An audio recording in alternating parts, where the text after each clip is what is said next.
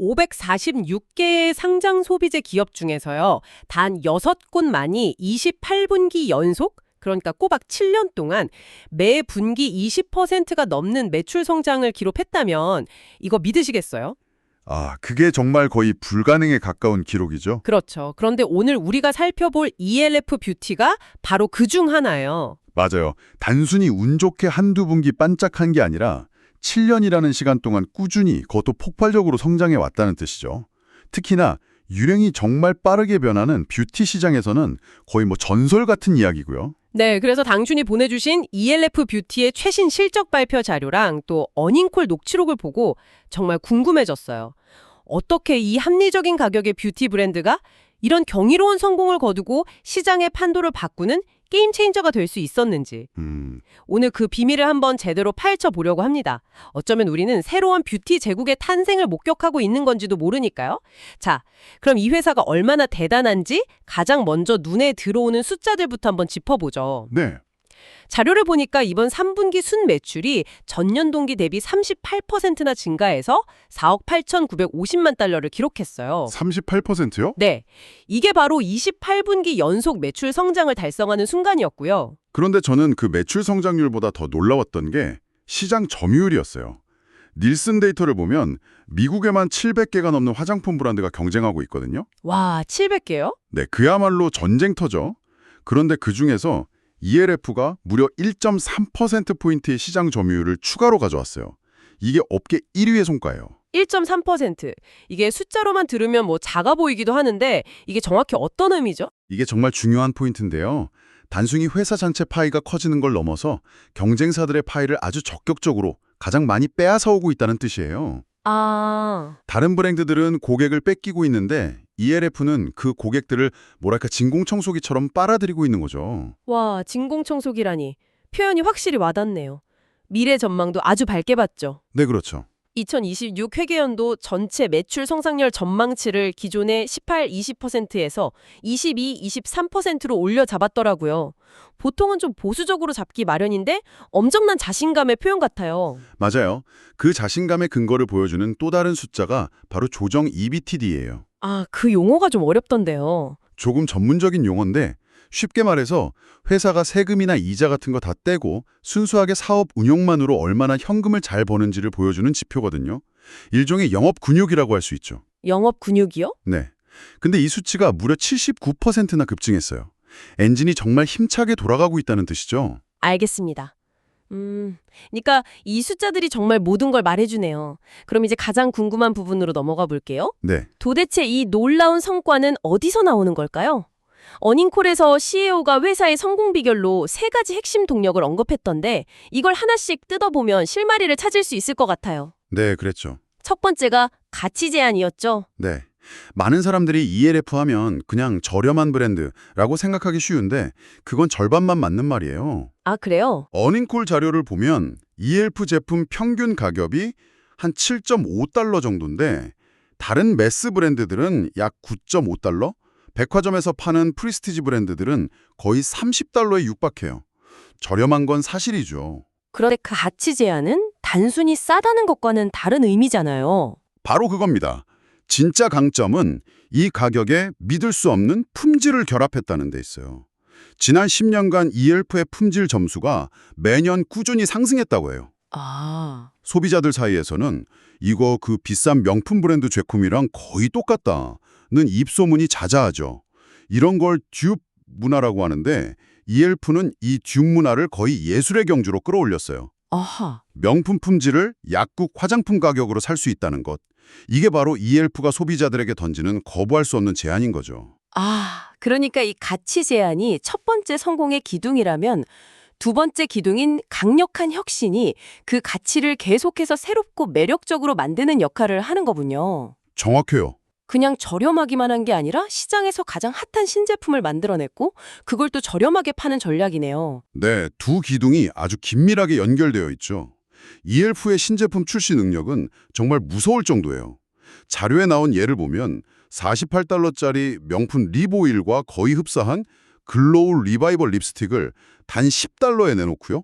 48달러짜리를 10달러예요. 네, 그리고 32달러짜리 명품 컨실러의 듀프 제품인 소프트 글램 세틴 컨실러는 5달러라는 믿기지 않는 가격에 출시했어요. 잠깐만요. 32달러짜리를 5달러에 판다고요?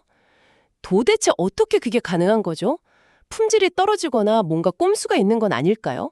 어닝콜에서 이 부분에 대해 언급이 있었나요? 아주 좋은 질문이에요. 그게 바로 ELF의 핵심 경쟁력인데요. 이들은 거대한 마케팅 비용이나 화려한 패키징에 돈을 쓰지 않아요. 아, 대신 제품 개발과 생산 효율화에 집중하죠. 그리고 무엇보다 시장의 트렌드를 읽고 제품을 개발해서 출시하는 속도가 엄청나게 빨라요. 이게 운이 아니라는 증거가 2025년 미국 매스 코스메틱 시장 신제품 탑 10 중에 4개를, 2024년에는 무려 6개를 ELF가 차지했어요. 와, 절반 이상을요? 그렇죠. 이건 소비자가 뭘 원하는지 정확히 알고 그걸 가장 빠르게 만들어내는 시스템을 갖췄다는 뜻입니다. 시장의 트렌드를 읽는 안테나가 남다르다는 거네요. 덕분에 원래 강했던 페이스 메이크업 분야는 물론이고 상대적으로 약했던 립이나 아이 카테고리까지 성공적으로 점유율을 높이고 있고요. 맞습니다. 자, 그럼 마지막 세 번째 기둥으로 가보죠. 전 이게 제일 흥미롭더라고요. 파괴적인 마케팅. 네. ELF는 단순히 TV 광고를 하거나 잡지에 광고를 싣는 그런 구식 마케팅을 하지 않아요. 대신 하나의 문화 현상을 만들어내죠. 문화 현상이라. 어닝콜에서 강조했던 생수 브랜드 리퀴드 데스와의 협업이 정말 대표적인 사례예요. 아, 저도 그 자료 보고 깜짝 놀랐어요. 뷰티 브랜드가 죽음의 액체라는 이름을 가진 생수 브랜드랑 협업을 한다니. 상상도 못할 조합이죠. 네, 시체 페인트라는 이름의 컬렉션이라뇨. 그렇죠. 그런데 결과는 대성공이었어요. 시체 페인트 컬렉션은 45분 만에, 후속작 리핑밤은 19분 만에 매진됐어요. 19분 만에요. 네, 온라인상에서 40억 회가 넘는 노출을 기록했고요. 여기서 중요한 건 H&M 같은 생각이 비슷한 파괴자들과 손을 잡는다는 점이에요. 아, 생각에 비슷한 파괴자들. 네, 서로의 팬덤을 공유하면서 우리는 주류와는 다른 재미있고 특별한 브랜드라는 이미지를 강화하는 거죠. 제품 판매를 넘어 브랜드에 대한 강력한 애착을 만드는 거예요. 10대들이 열광하는 게임 플랫폼 로블록스에서 진행한 이벤트도 인상적이었어요. 평균 플레이 시간이 17분이나 넘었다고요. 맞아요. 요즘 3초짜리 틱톡 영상도 끝까지 안 보는 시대에 10대들이 자발적으로 브랜드가 만든 공간에 17분이나 머물렀다는 건 이건 그냥 마케팅이 아니라 팬덤을 만드는 수준인데요. 바로 그겁니다. 광고를 보여주는 게 아니라 함께 놀 수 있는 세계를 만들어주는 거죠. 이게 바로 젊은 세대와 깊은 유대감을 형성하는 ENF만의 방식이에요. 가치, 혁신, 그리고 이런 파괴적인 마케팅. 이 세 가지가 맞물려 돌아가면서 지금의 ENF를 만든 거죠. 그런데 사실 ENF 뷰티는 ENF라는 단일 브랜드 회사가 아니잖아요. 포트폴리오를 보니까 ENF 코스메틱, ENF 스킨, 외에도 웰피플, 네이츄리움, 그리고 최근에 인수한 로드까지. 아, 로드. 네. 여러 브랜드를 가지고 있더라고요. 제국을 확장하고 있는 느낌이랄까요? 네. 제국이라는 표현이 딱 맞아요. 특히 헤일리 비버가 설립한 로드 인수는 정말 신의 한 수였다고 평가받아요. 아, 그게 그렇게 대단했나요? 이번 3분기에만 1억 2,800만 달러의 매출을 기록하면서 회사 전체 성장을 이끌었으니까요. 그런데 이런 유명인 브랜드는 위험 부담도 크지 않나요? 헤일리 비버의 인기에만 의존하는 거라면 그게 과연 지속 가능한 전략일까요? 운 좋게 대박 브랜드를 하나 잡은 건지 아니면 ELF에게 뭔가 특별한 성공 공식이 있는 건지 궁금해요. 아주 핵심적인 질문이에요. 어닝콜에서 CEO가 이 부분을 명확하게 설명했어요. 로드는 북미 세포라 역사상 가장 큰 규모의 론칭이었고요. 영국 세포라에서는 이전 신기록보다 5배나 더 큰 성공을 거뒀다고 해요. 5배나요? 네, 이건 단순히 헤일리 비버의 인기 때문만이 아니에요. ELF가 가진 강력한 유통망, 효율적인 운용 노하우, 그리고 데이터 기반의 마케팅 능력이 결합되었기 때문에 가능한 일이었죠. 아하. 즉, 유망한 브랜드를 발굴해서 자신들의 성공 시스템에 태워 폭발적으로 성장시키는 능력을 증명한 거예요. 이건 반복 가능한 공식이라는 거죠. 아, 그러니까 로드는 ELF가 가진 브랜드 인큐베이팅 능력의 증거인 셈이군요. 바로 그렇습니다. 이런 성공을 바탕으로 이제 글로벌 영토를 빠르게 넓히고 있더라고요.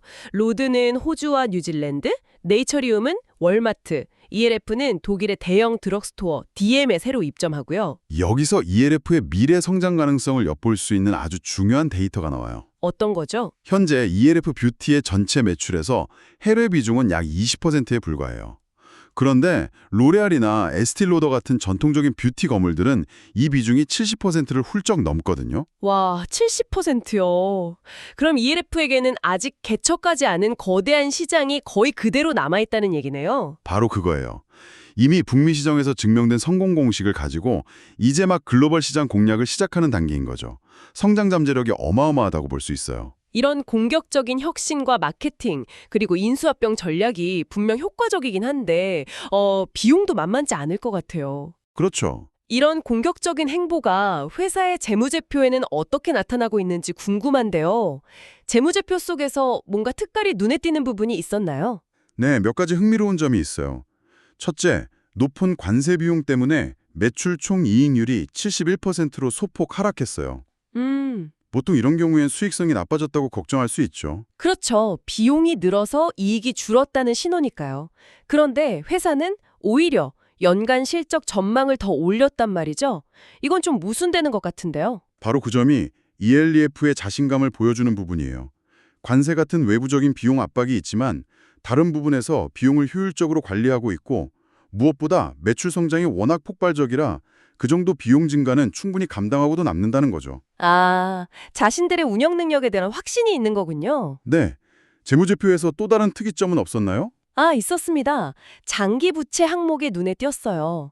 작년에 1억 5,410만 달러였던 장기 부채가 올해 8억 1,670만 달러로 엄청나게 늘었어요. 5배 이상 늘었네요.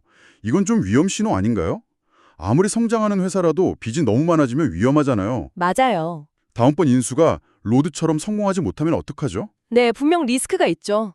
하지만 이 부채 증가는 대부분 로드 같은 대형 브랜드를 인수하는 데 사용된 자금이에요. 아, M&A 자금이군요. 네.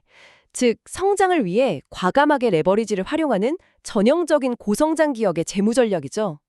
현재의 성공에 안주하지 않고 빚을 내서라도 미래의 성장 동력을 계속 사들이고 있는 거예요. 물론 그만큼 다음 M&A를 성공시켜야 한다는 부담감도 크겠지만 지금까지는 그 전략이 완벽하게 먹혀들고 있는 거네요. 알겠습니다. 오늘 이야기를 종합해보면 ELF 뷰티는 명품 품질을 합리적 가격에라는 명확한 가치 제안을 시장을 선도하는 혁신과 문화를 만드는 마케팅이라는 강력한 엔진을 통해 구현하면서 시장을 압도하고 있네요. 그리고 그 성공 방정식을 ELF라는 핵심 브랜드를 넘어서 로드 같은 인수 브랜드를 포함한 전체 포트포리오로 확장하고 있고요. 네. 게다가 거대한 해외 시장이라는 엄청난 기회도 아직 활짝 열려 있는 상태고요. 자료 마지막 부분에 정말 인상적인 데이터가 있었어요.